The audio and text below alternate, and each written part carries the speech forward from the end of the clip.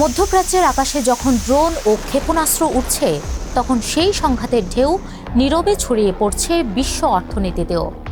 যুদ্ধের বিস্ফোরণ শুধু সীমান্তে সীমাবদ্ধ থাকছে না, এর প্রতিধ্বনি শোনা যাচ্ছে পেট্রোল পাম্পে, বন্দরে আটকে থাকা পণ্যে এবং বৈশ্বিক আর্থিক বাজারে।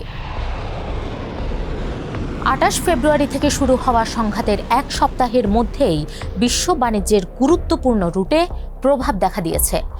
ভারতের বন্দরে চালের চালান আটকে গেছে, সারের দাম বেড়েছে এবং অস্থিরতা দেখা দিচ্ছে সরবরাহ শৃঙ্খলে।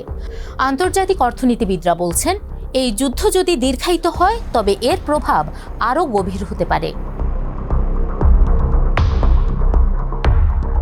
ইরান যুক্তরাষ্ট্র যুদ্ধে বিশ্ব অর্থনীতিতে সবচেয়ে বড় প্রভাব পড়তে পারে জ্বালানির বাজারে। সরবরাহ নিয়ে উদ্বেগ বাড়ায় চলতি সপ্তাহে তেলের দাম উল্লেখযোগ্যভাবে বেড়েছে। ২০২২ সালের পর অপরিশোধিত তেলের বাজারে এমন অস্থিরতা দেখা গেল। এই পরিস্থিতির কেন্দ্রবিন্দুতে রয়েছে গুরুত্বপূর্ণ সমুদ্রপথ হরমুজ প্রণালী। একদিকে ইরান এবং অন্যদিকে ওমান ঘেরা এই সংকীর্ণ জলপথ দিয়ে বিশ্বের বিপুল পরিমাণ তেল ও গ্যাস পরিবহন করা হয়। যুক্তরাষ্ট্রের এনার্জি ইনফরমেশন অ্যাডমিনিস্ট্রেশন জানিয়েছে, বিশ্বের দৈনিক উৎপাদিত তেল ও তরলীকৃত প্রাকৃতিক গ্যাসের প্রায় ১/৫ এই পথ দিয়ে যায়। বিনিয়োগ প্রতিষ্ঠান গোল্ডম্যান স্যাক্স সতর্ক করে বলেছে, যদি হরমুজ প্রণালী দীর্ঘ সময় বন্ধ থাকে তাহলে ইউরোপে প্রাকৃতিক গ্যাসের দাম আকাশচুম্বী হতে পারে। আর যদি ২ মাসের বেশি সময় পণ্য পরিবহন বন্ধ থাকে তাহলে বাড়তে পারে দাম দ্বিগুণেরও বেশি। ইতোমধ্যে বিভিন্ন দেশে জ্বালানির দাম বাড়তে শুরু করেছে। জার্মানিতে ২ অঙ্কে বেড়েছে পেট্রোল ও ডিজেলের দাম। যুক্তরাজ্যেও পেট্রোলের দাম বেড়েছে। যুক্তরাষ্ট্রে জ্বালানির দাম ১১ মাসের মধ্যে সর্বোচ্চ পর্যায়ে পৌঁছেছে, যা চাপ তৈরি করছে ছোট ব্যবসার ওপর। গোল্ডম্যান স্যাক্সের মতে, তেলের দাম যদি এমনভাবে বাড়তে থাকে তাহলে যুক্তরাষ্ট্রের সাধারণ পণ্যের দাম বৃদ্ধির হার জানুয়ারিতে ২.৪% থেকে বছরের শেষে প্রায় ৩% পৌঁছাতে পারে। এতে ফেডারেল রিজার্ভের জন্য সুদের হার কমানো কঠিন হয়ে পড়বে।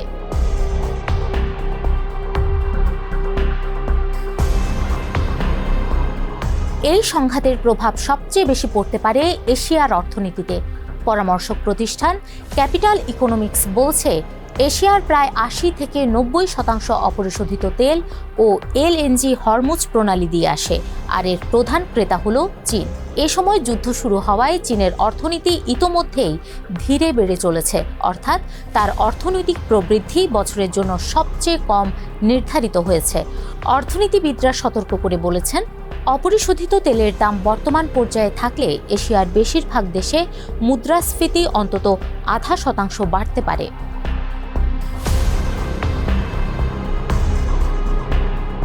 যুদ্ধের প্রভাব শুধু জ্বালানি বাজারেই সীমাবদ্ধ নয়, বিশ্ব বাণিজ্যের সরবরাহ শৃঙ্খলেও বড় ধরনের বিঘ্ন দেখা যাচ্ছে। ভারতে ইতোমধ্যে প্রায় ৪ লাখ মেট্রিক টন বাসমতি চাল বন্দরে আটকে আছে, কারণ যুদ্ধের কারণে মধ্যপ্রাচ্যে জাহাজ চলাচল ব্যাহত হয়েছে। ভারতের মোট বাসমতি চাল রপ্তানির প্রায় ৭৫%, অর্থাৎ প্রায় ৬০ লাখ টন মধ্যপ্রাচ্যে যায়।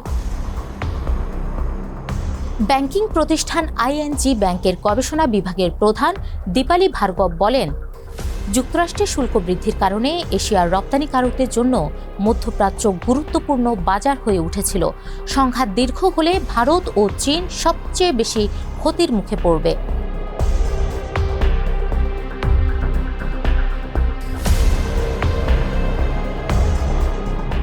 বিশ্ব খাদ্য উৎপাদনের ক্ষেত্রেও বড় ঝুঁকি তৈরি হয়েছে। নরওয়ের রাসায়নিক কোম্পানি ইয়ারা ইন্টারন্যাশনালের প্রধান নির্বাহী সভেন টোর হোলসেথার বলেন, বিশ্বের প্রায় ১/৩ ইউরিয়া সার হরমুজ প্রণালী দিয়ে রপ্তানি হয়। সার তৈরির কাঁচামালও বিপুল পরিমাণে এই পথ দিয়ে যায়। সার শুধু একটি পণ্য নয়, বিশ্ব খাদ্য উৎপাদনের প্রায় অর্ধেকই এর উপর নির্ভরশীল।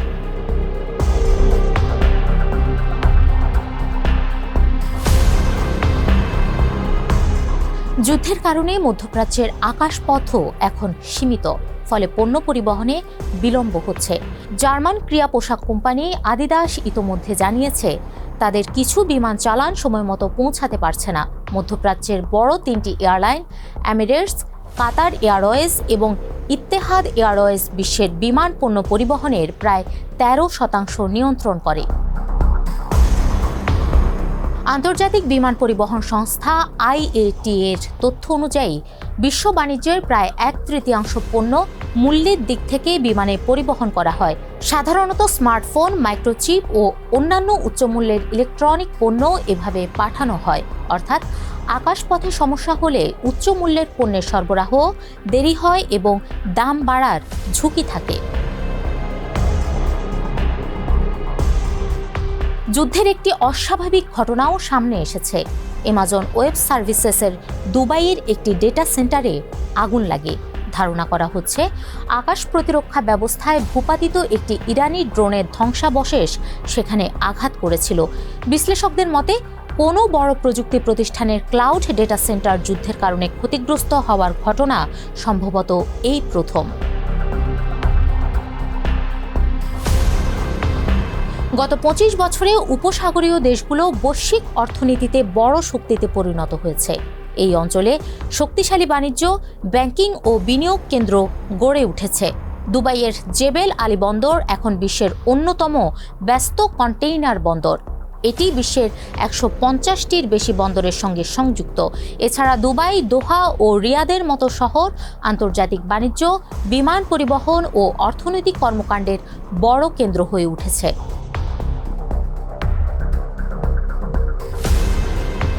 সংঘাতের কারণে ইতোমধ্যে কিছু বড় অর্থনৈতিক ধাক্কার লক্ষণ দেখা যাচ্ছে। হরমুজ প্রণালী দিয়ে জাহাজ চলাচল স্বাভাবিক সময়ের 1/5 নিচে নেমে এসেছে। সংযুক্ত আরব আমিরাত, কাতার ও বাহরাইনের উদ্দেশ্যে যাওয়া ফ্লাইট বাতিলের পরিমাণ 70% বেশি। একই সময়ে কাতার ও সৌদি আরবের শেয়ার বাজারে দরপতন হয়েছে এবং সংযুক্ত আরব আমিরাত ও কুয়েতের শেয়ার বাজারে লেনদেন সাময়িকভাবে বন্ধ রাখতে হয়েছে।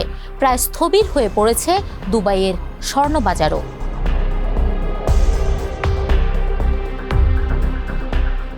বিশ্লেষকরা বলছেন, এই সংঘাত সাধারণ কোনো আঞ্চলিক যুদ্ধ নয়। উপসাগরীয় অঞ্চল বিশ্বায়নের একটি গুরুত্বপূর্ণ কেন্দ্র। এখানে জ্বালানি সরবরাহ, সমুদ্র বাণিজ্য, বিমান পরিবহন, ব্যাংকিং এবং বৈশ্বিক সরবরাহ শৃঙ্খল সবকিছু একে অন্যের সঙ্গে গভীরভাবে যুক্ত। তাই এই অঞ্চলে দীর্ঘস্থায়ী যুদ্ধ হলে শুধু মধ্যপ্রাচ্য নয়, পুরো বিশ্ব অর্থনীতি বড় ধরনের অস্থিরতার মুখে পড়তে পারে। বিশ্লেষকদের মতে দ্বিতীয় বিশ্বযুদ্ধের পর এই প্রথম কোনো সংঘাত সরাসরি বিশ্ব অর্থনীতির এত গুরুত্বপূর্ণ কেন্দ্রকে ঝুঁকির মুখে ফেলছে। ফলে যুদ্ধ কতদিন স্থায়ী হয় সেটি এখন বৈশ্বিক অর্থনীতির জন্য সবচেয়ে বড় প্রশ্ন।